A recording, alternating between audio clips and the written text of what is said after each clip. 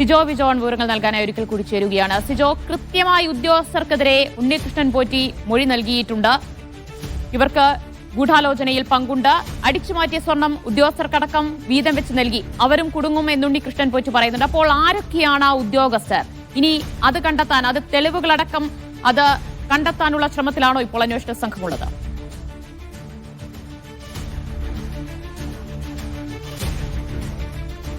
ദേവസ്വം വിജിലൻസിന്റെ റിപ്പോർട്ടിൽ 9 ഉദ്യോഗസ്ഥരുടെ പേര് എടുത്ത് പറഞ്ഞുകൊണ്ടാണ് വീഴ്ച ചൂണ്ടിക്കാണിച്ചിരിക്കുന്നത്. ആ 9 ഉദ്യോഗസ്ഥരിൽ പ്രധാനപ്പെട്ട ആളുകൾ എന്ന് പറയുന്നത് അന്നത്തെ അഡ്മിനിസ്ട്രേറ്റീവ് ഓഫീസറായിരുന്ന മുരാരി ബാബുവാണ്. മുരാരി ബാബുവാണ് അന്നത്തെ ഈ രേഖകളിൽ തന്നെ ആദ്യം കൃത്രിമം വരുത്തുന്നത്.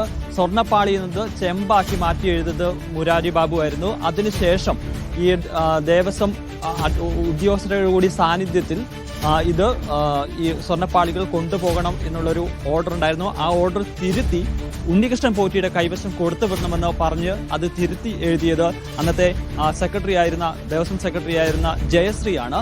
പിന്നീട് പ്രധാനപ്പെട്ട ആളെന്ന് പറയുന്നത് വീഴ്ച ചൂണ്ടിക്കാണിച്ചിരുന്നത് പറയുന്നത് ഇതിന്റെ തിരുവാഭരണ കമ്മീഷണറായിരുന്ന ആളാണ്, ബൈജു ആണ്. ബൈജു ഇത് കൊണ്ടുപോകുമ്പോൾ, സ്വർണ്ണപ്പാളികൾ കൊണ്ടുപോകുമ്പോൾ അവിടെ ഉണ്ടാകേണ്ട ഉദ്യോഗസ്ഥനാണ്. ആ ഉദ്യോഗസ്ഥൻ ആ സമയത്ത് അവിടെ ഉണ്ടായിരുന്നില്ല. ഇതിന്റെ രേഖകൾ പരിശോധിക്കുകയോ ഒന്നും തയ്യാറാക്കുകയും ചെയ്തിരുന്നില്ല എന്നുള്ളതാണ് പറയുന്നത്. അങ്ങനെയാണ് ബൈജുവിന്റെ ഭാഗത്തു നിന്നുണ്ടായിരുന്ന വീഴ്ചയെക്കുറിച്ച് ചൂണ്ടിക്കാണിച്ചിരുന്നത്. അടുത്തയാളെന്ന് പറയുന്നത് അതിനുശേഷം വന്ന കമ്മീഷണർ ചുമതലയായിട്ട് വന്നിരുന്ന രാധാകൃഷ്ണനാണ്. രാധാകൃഷ്ണൻ ഈ സ്വർണ്ണപ്പാളികൾ സ്മാർട്ട് ക്രിയേഷൻസിൽ എത്തിച്ച് അവിടെ ഇത് സ്വർണ്ണം പൂശിയതിനു ശേഷം അതിന്റെ പരിശോധനകൾ നടത്തിയ ഉദ്യോഗസ്ഥനാണ്. അതിന്റെ തൂക്കക്കുറവ് ഉൾപ്പെടെ രേഖപ്പെടുത്തുകയോ അത് ദേവസ്വം ബോർഡ് അധികൃതരുടെ ശ്രദ്ധയിൽപ്പെടുത്തുകയോ ചെയ്തിരുന്നില്ല.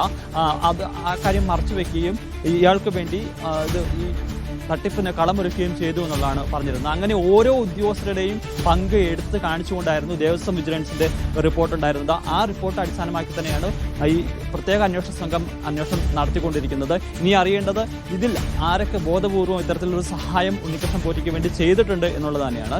ഒരു പക്ഷേ ഏതെങ്കിലും ഉദ്യോഗസ്ഥരുടെ ഭാഗത്തു നിന്ന് വീഴ്ച എന്ന നിലയിൽ അവർ ശ്രദ്ധിക്കാതെ ഏതെങ്കിലും രീതിയിൽ വന്നിട്ട് അങ്ങനെ ആയ ഉദ്യോഗസ്ഥരാണെന്നുണ്ടെങ്കിൽ അവരെ സ്വാഭാവികമായും ഈ ചാർജ് ഷീറ്റ് നൽകുമ്പോൾ ഒഴിവാക്കപ്പെടാം.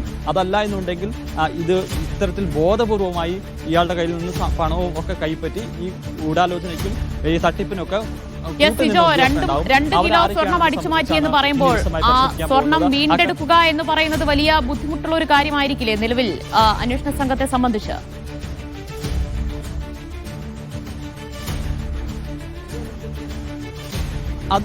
അതിന്റെ ഒരു വലിയ ബുദ്ധിമുട്ടുള്ള ഒരു കാര്യമാണെന്ന് പറയേണ്ടി വരും. കാരണം അത് കണ്ടെത്തുക എന്നത് മാത്രമല്ല, അതിന്റെ അളവിൽ ഉൾപ്പെടെയുള്ള കാര്യങ്ങളിൽ പ്രശ്നങ്ങൾ നിലനിൽക്കുന്നുണ്ട്. കാരണം ഈ UB ഗ്രൂപ്പ് പറഞ്ഞിരുന്നത് 1564 ഗ്രാം സ്വർണ്ണമാണ് ഈ പാളികളിൽ ഉണ്ടായിരുന്നതെന്നാണ് പറഞ്ഞിരുന്നത്.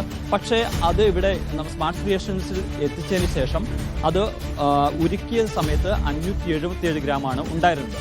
അതിൽ ഏകദേശം 1 കിലോയോളം അടുത്ത് കുറവാണ് ഉണ്ടായിരുന്നത്. അപ്പോൾ സ്മാർട്ട് ക്രിയേഷൻസിന് ഒരു വിസ്തീർണം എന്ന് പറയുന്നത് ഞങ്ങൾ അവിടെ ഉരുക്കിയ സമയത്ത് ഇത്രയും ഉണ്ടായിരുന്നുള്ളൂ.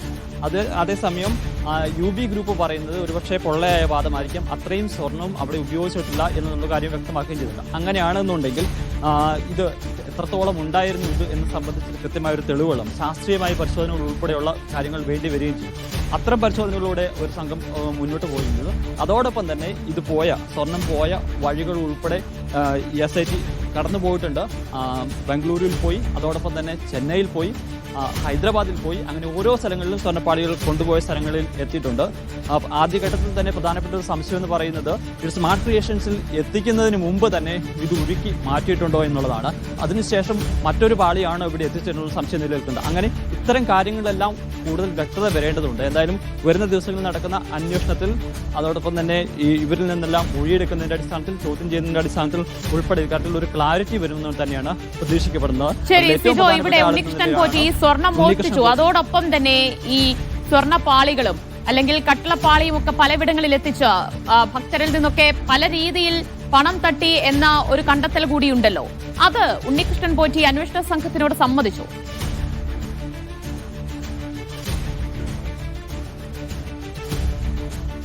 അതുമായി ബന്ധപ്പെട്ട് മൊഴി വിവരങ്ങൾ പുറത്തു വരുന്നുണ്ട്. കാരണം ഈ പാളികളിലെ ശ്രീകോവിലിലെ കട്ടിളപ്പാളിയാണ് ആദ്യം ഉണ്ണികൃഷ്ണൻ പോറ്റി കൊണ്ടുപോകുന്നത്.